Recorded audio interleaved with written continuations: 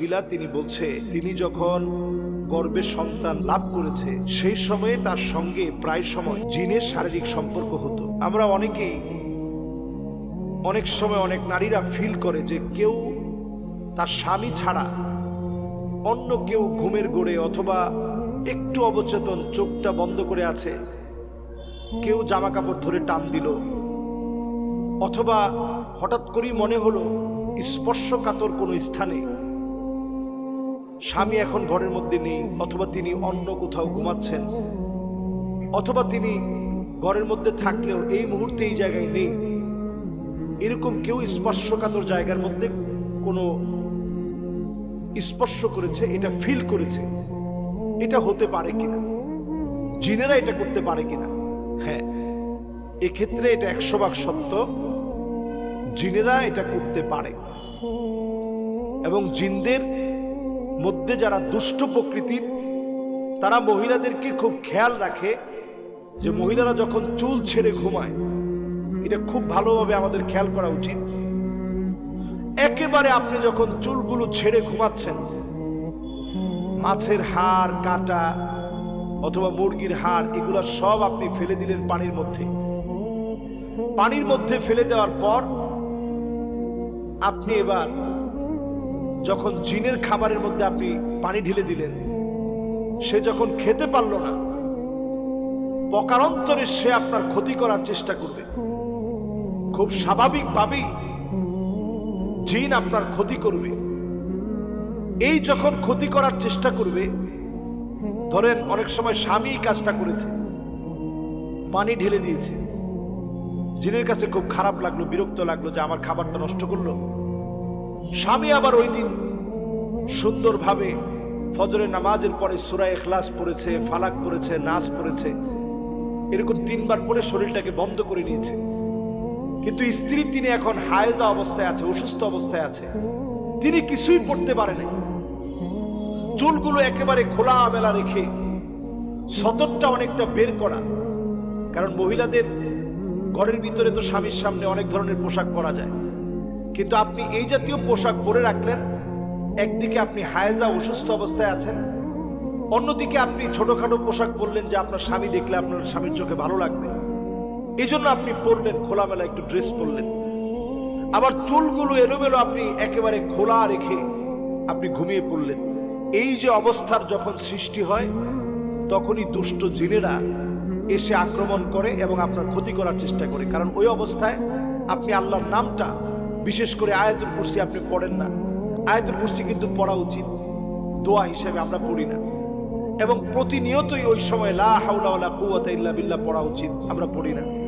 বিভিন্ন দোয়াগুলা পড়া উচিত, আমরা পড়ি না। আমরা মনে করি আমরা হায়েজা অবস্থায় আছি, এই সময় দোয়া পড়বো কেন? দোয়াগুলা প্রতিনিয়ত আপনার পড়া দরকার, নিজের সেফটির জন্য প্রতিনিয়ত পড়া দরকার। যখন না পড়ে, আমি এই সাক্ষাৎকার যতটুকু আমার দেখার সুযোগ হয়েছে, আমি অবাক হয়ে গেছি একটা জিন মানুষকে কতটা কষ্ট দিতে পারে। তবে এই ক্ষেত্রে আমি একটা বিষয় পরিষ্কার বলতে চাই যে আন্নাল জিন্না খলাকাহুল্লাহু মিন নার, আল্লাহ রাব্বুল আলামিন জিনদেরকে সৃষ্টি করেছেন আগুন থেকে। বাইনামাল ইনস কাদ খালাকা মিন তিন, মানুষকে আল্লাহ রাব্বুল আলামিন সৃষ্টি করেছেন মাটি থেকে। ওয়ালা ইউমকিনু আইয়াতি মিনহা, এটা কোনোভাবেই সম্ভব না, আইয়াতি মিনহুমা খালকান তাজতামিউ ফীহি সিফাতুল ইনস ওয়াল জিন, এরকম কোন সন্তান জন্ম নিবে না যার মধ্যে মানুষ এবং জিনের উভয়ের কিছু বৈশিষ্ট্য ঢুকে গেছে, এরকম কোনো বাচ্চা জন্ম নিবে না। এজন্য আমি ওই বোনকেও জানাতে চাই, যিনি এই এপিসোডটা ছেড়েছেন তাকেও জানাতে চাই, এবং দর্শকদেরকেও এটা শুনিয়ে দিতে চাই যে আপনার গর্ভে যে বাচ্চা, ওই মহিলা বলতেছে যে আমার পেটের বাচ্চাটা কি আমার স্বামীর না জিনের? জিনের পক্ষ থেকে বাচ্চা হওয়া এটা একেবারে অসম্ভব। কারণ আল্লাহ রাব্বুল আলামিন আমাদেরকে সৃষ্টি করেছেন মাটি থেকে, জিনদেরকে সৃষ্টি করেছেন আল্লাহ রাব্বুল আলামিন আগুন থেকে। দুয়ের মধ্যে অনেক সময় স্পর্শ হতে পারে, সে আপনার স্পর্শকাতর জায়গার মধ্যে ক্ষতি করার জন্য, নানাভাবে আপনাকে ডিস্টার্ব করার জন্য, ব্যথিত করার জন্য হাত দিতে পারে, স্পর্শ করতে পারে। এতে করে আপনি ঘুমের মধ্য থেকে যখন জাগ্রত হলেন, স্বাভাবিকভাবে কিছু দৃশ্য আপনার কাছে এমন মনে হতে পারে যে কিছু একটা হয়েছে, অথবা সে অন্য কোনোভাবে তার নিজস্ব হস্তমৈথুনের মধ্য দিয়ে, তার মাস্টার বেশনের মধ্য দিয়ে সে তার নিজের যৌন চাহিদা চরিতার্থ করতে পারে ভিন্নভাবে। আপনি ঘুম থেকে উঠে দেখলেন আপনার চারপাশে কিছু আলামত, কিছু দৃশ্য দেখে আপনি মনে করলেন যে মনে হয় আমার সাথে শারীরিক একটা সম্পর্ক হয়েছে। আসলে কোনো শারীরিক সম্পর্ক জিন এবং মানুষের ভিতরে একেবারেই সম্ভব না। এবং পরের কথাগুলো একটু আপনি খেয়াল করেন। মুশিরান ইলা আল্লাহ ইউজাদ নাউউন সালিস, তৃতীয় কোন প্রকার জিন আর মানুষের সমন্বয় সহবাসের পরে বাচ্চা হবে এমন কোন সৃষ্টি আল্লাহ রাব্বুল আলামিন দুনিয়ার বুকে সৃষ্টি করেননি। বাইনা নারিয়া ওয়া তিনিয়া, যেটা আগুন আর মাটির মধ্য দিয়ে আল্লাহ তাআলা বানাবেন এমন কোন সৃষ্টি আল্লাহ রাব্বুল আলামিন করেননি। কাজেই আপনি যদি মনে করেন যে সহবাস হয়েছে, তার সাথে কুরুচিপূর্ণ আচরণ হয়েছে, না, বরং স্পর্শ করেছে এইগুলো থেকে বাঁচার জন্য। এবং ওই বোনটা বলতেছিল কখনো কখনো সে দেখেছে তার সন্তানের আকার ধারণ করে মায়ের সঙ্গে খারাপ দৃষ্টি দিয়ে, লোলুপ দৃষ্টিতে মায়ের গায়ে হাত দেওয়ার জন্য এসেছে। এটাও দুষ্ট জিনদের দ্বারা সম্ভব, এটাও দুষ্ট জিনদের দ্বারা সংগঠিত হওয়া সম্ভব। যখনই এই জাতীয় কর্মকাণ্ড সংগঠিত হবে তখন আপনি আল্লাহর কাছে এই বলে দোয়া করবেন যে আল্লাহ, আপনার শক্তির চাইতে আল্লাহ জিনের শক্তি বড় হতে পারে না, আল্লাহ আপনি হেফাজত করেন। আমি গত কয়েকদিন আগে নাটোর গিয়েছি প্রোগ্রামে, আমার অত্যন্ত কাছের সেই ছেলেটা আসার পরে আমি দেখি তার হাতটা ভেঙে গেছে। তো আমি বললাম তোমার হাত ভাঙলো কেমনে? ছেলে মানুষ বলতেছে হুজুর প্রায় সময় আমার লজ্জাস্থানে সে হাত দেয়, এবং এই লজ্জাস্থানে হাত দেওয়ার কারণে আমার সাথে জাগ্রত অবস্থায় আমার সাথে বেশ দস্তাদস্তি হয়। দস্তাদস্তির এক পর্যায়ে আমার এই হাতটা ভেঙে যায়। তো আমি বললাম যে জাগ্রত অবস্থায় না ঘুমন্ত অবস্থায়? বলতেছে হুজুর আমার কাছে মনে হচ্ছিল জাগ্রত অবস্থায়, আবার আমি সেই সময় ঘুমায়ও ছিলাম, ঘুমের মধ্যে একটু অবচেতন হয়েছি, এমন একটা সময় এই ঘটনা ঘটেছে।